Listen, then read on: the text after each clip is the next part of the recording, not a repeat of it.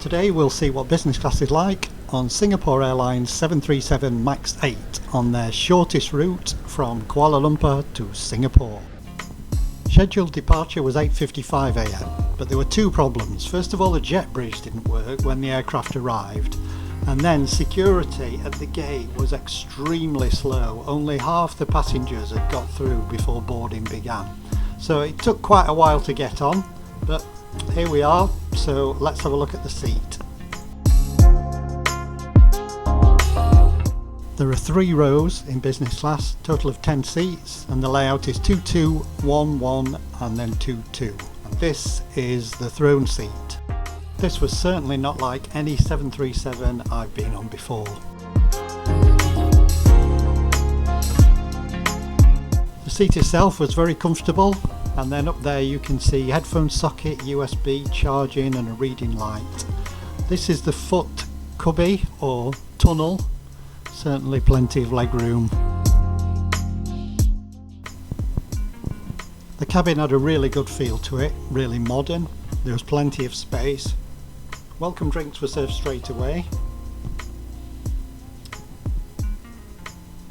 You can see the remote in the armrest, seat controls beneath, a pocket in front with water and the noise cancelling headphones, a literature pocket up to the right, and then this really large counter, and this is the blanket and the cushion that were waiting at the seat.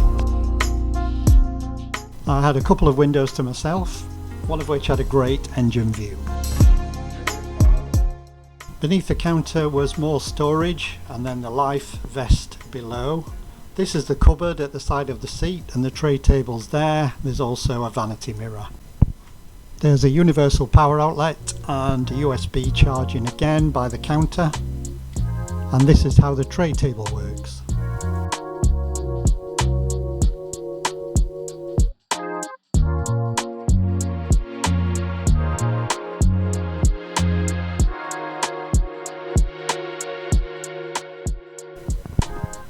Before long it was time to push back and to play the safety video. Please give us your attention as we bring you through this important safety briefing and on a journey through Singapore. Our actual departure time was approximately an hour late, and given that when we got to Singapore we had a 50 minute turnaround, things were getting a bit tense.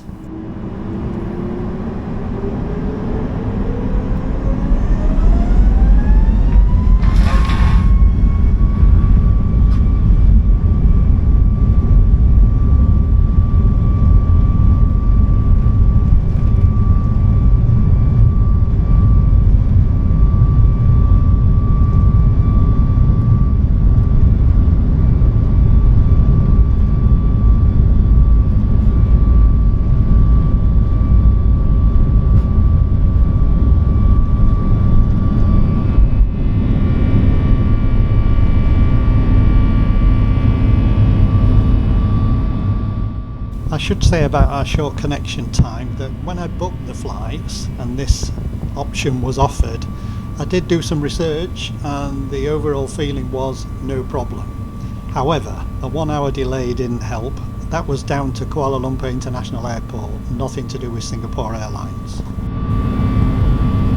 Shortly after boarding, I was speaking to the member of crew and I explained about the connection time and explained that I was worried. Once we were airborne and cruising, she came back to explain that she'd looked into it and that we'd be arriving at gate A12 and that the next flight was leaving from A10. So I thought that was a nice touch that she'd followed it through. If you're enjoying the video and you can take the stress, then why not subscribe? Anyway, let's forget all about this connection nonsense. Back to the cabin. What a beautiful plane this is. Due to the short flight time, there's just a cold refreshment service provided, and I went for the second option, which you can see here. It was absolutely gorgeous. I should point out that that is the seat cushion. I'm not a mermaid. We had full access to the Chris World entertainment system, which is excellent. I was either looking at the moving map or out of the window, but the map was much better on this aircraft.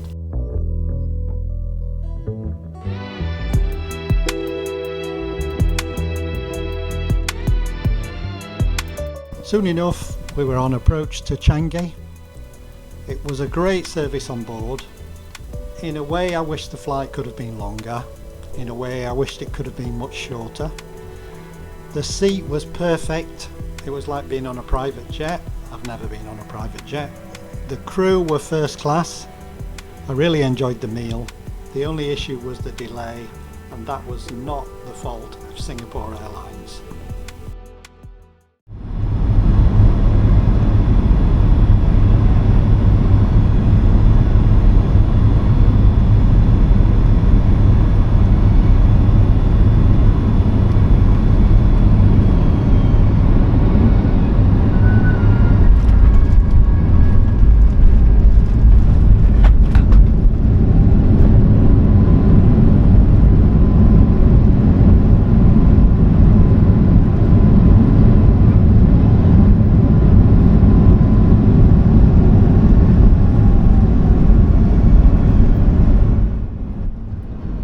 Arriving at the gate, we could see the A380 that was taking us to Frankfurt, or that was supposed to be.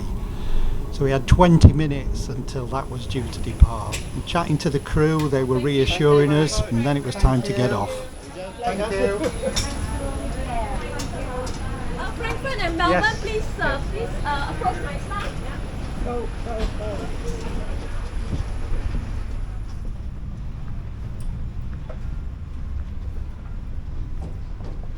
Hello, we're going to Frankfurt.